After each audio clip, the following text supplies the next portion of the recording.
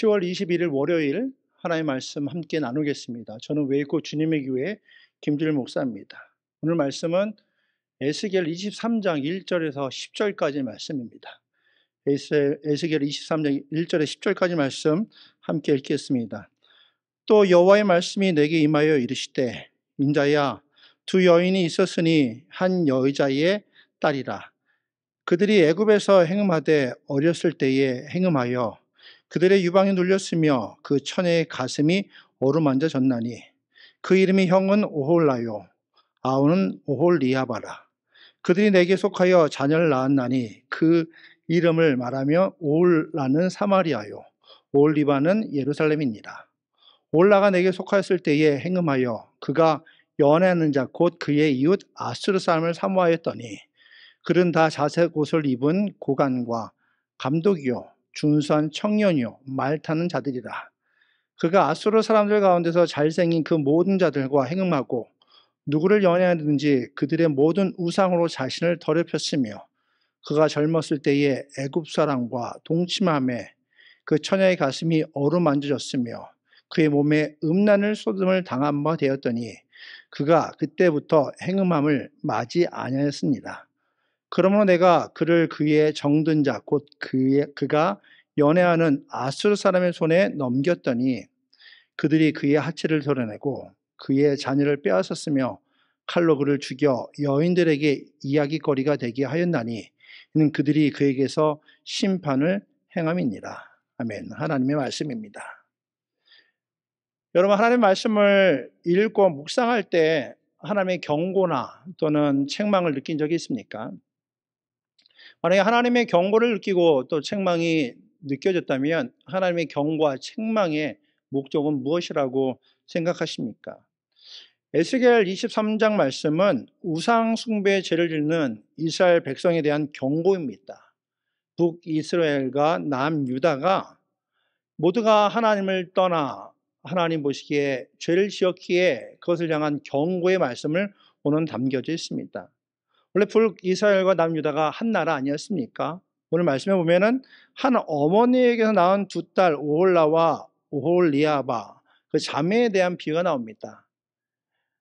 그들이 우상 숭배를 행하였고 그 우상 숭배를 음란한 행위다라고 오늘 성경 말씀은 표현하고 있습니다.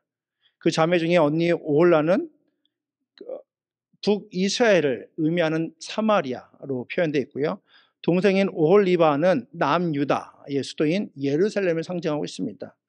오홀라 또 오홀리바 두 자매로 표현되는 북이스라엘, 남유다 모두가 음란, 곧 우상을 섬기는 죄를 범하였습니다. 아마 이 말씀이 선포되는 그 당시에 만약에 청중들이 이 말씀을 들었다면 처음에 누구의 집의 자식들이 음란하고 또 죄를 지었다라고 하니까 아마 귀를 열고 들었을 겁니다. 무슨 가십거리가 있나 하고 귀를 들으면서 듣지 않으니까 오홀라는 잘생기고 준수한 아수르 남자와 연애하고 행음하였다라고 하니까 아주 흥미로운 이야기로 들었을 겁니다. 그렇지 않습니까? 남들이 행하는 일들을 이야기하는 걸 얼마나 좋아합니까? 그런데 그것이 남유다 곧 본인들의 우상 숭배에 대한 경고임을 깨닫게 되면 그 말씀을 듣는 이들이 부끄럽고 창피함을 느낄 수밖에 없을 겁니다. 이 음란함이, 이 행음함이 우리의 죄구나 깨닫게 된다는 것이죠. 하나님께서는 하나님이 첫 번째 되기를 원하시고 하나님만 믿고 의지하며 살아가기를 원하십니다. 그런데 하나님의 마음과 다르게 많은 이들이 하나님을 대신하는 대형품을 만들고 그것이 하나님인 양 믿고 살아갑니다. 대표적인 게 출애굽 위에 광야 때 아닙니까? 광야를 지나면서 하나님 말씀에 멀어진 이스라엘 백성들은 금 신상을 만들고 그리고 그것이 자신의 하나님임을 인정하고 고백합니다. 출애굽기 32장 4절에도 아론이 그들의 손에서 금고리를 받아 부어서 조각칼로 새겨 송아지 형상을 만드니 그들이 말하되 이스라엘아 이는 너희를 애굽 땅에서 인도하여 낸 너희의 신이로다 하는지라. 팀켈러 목사님도 그해져서 내가 만든 신에서도 인간 스스로가 하나님의 대용품을 만들었다라고 표현합니다. 그리고 그 하나님의 대용품이 하나님의 자리를 대신하고 있다라고 이야기하죠. 그것이 대표적인 것이 돈이고 권력이고 사랑이고 문화다라고 언급하고 있습니다. 하나님은요, 하나님께서 하나님의 형상대로 창조한 하나님의 백성들이 하나님을 따라서 하나님의 뜻과 함께 하나님 위에 살아가기를 원하고 계십니다. 그런데 세상을 살아가다 보니까 세상의 가치관은 하나님보다 더 좋은 것이 있다고 이야기합니다. 그리고 그 세상에서 좋은 것이라고 이해하는 것을 가지고 소유하고 있어야 성공했다라고 이야기하죠. 그러니까 세상의 성공을 보다 보니까 보암직하고 먹음직한 것, 그것이 마치 하나님처럼 보이게 됐고 하나님의 자리를 대신하게 되는 것을 보게 됩니다. 그것이 오늘 성경에서는 음란이라고 표현됐고, 그리고 음란이 죄임을 이야기하고 있습니다. 하나님께서는 이러한 상황 속에서도 흔들리지 않는 믿음을 갖기를 원하셔서 때로는 책망하고 그리고 경고하고 계십니다. 저와 여러분에게 말씀하신 거죠. 야, 잘 생각해봐라.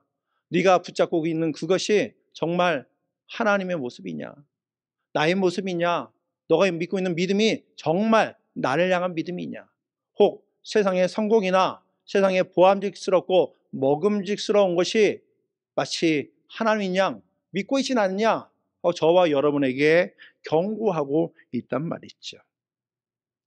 마치 신랑을 기다리는 신부처럼 살아가기를 원하신단 말이죠. 신랑을 기다리는 신부는 어떻습니까? 깨끗하고 순결하게 신랑을 기다려야 되지 않습니까? 근데 신랑이 조금 늦게 온다고 그 신부가 다른 남자를 만나거나 다른 이들과 연애한다던가 그들과 만약에 데이트를 한다면 어떻습니까? 그럼 곧 음란이 있죠. 죄죠. 그리고 그 결혼은 파기할 수밖에 없게 됐죠.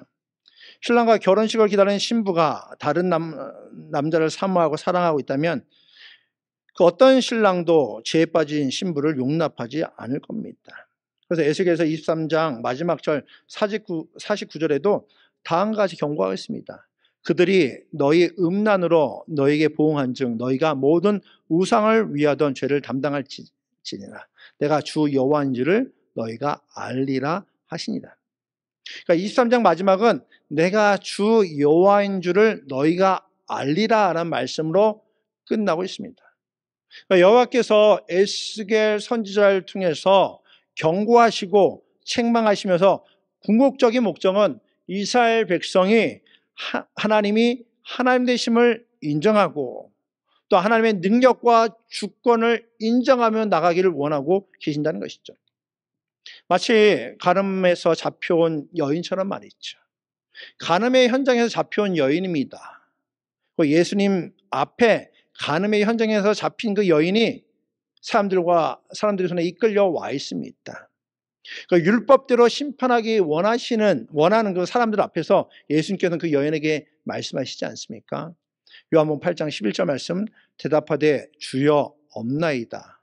예수께서 이르시되 나도 너를 정죄하지 아니하노니 가서 다시는 죄를 범하지 말라 하시니라. 예수께서는 가늠한 여인을 용서하시면서 새롭게 돌이킬 기회를 제공하십니다. 용서의 길을 통해서 하나님의 사랑이 얼마나 큰지 경험하기를 원하신다는 것이죠. 그래서 우리의 삶도 동일합니다. 하나님은 우리의 삶을 잘 아십니다.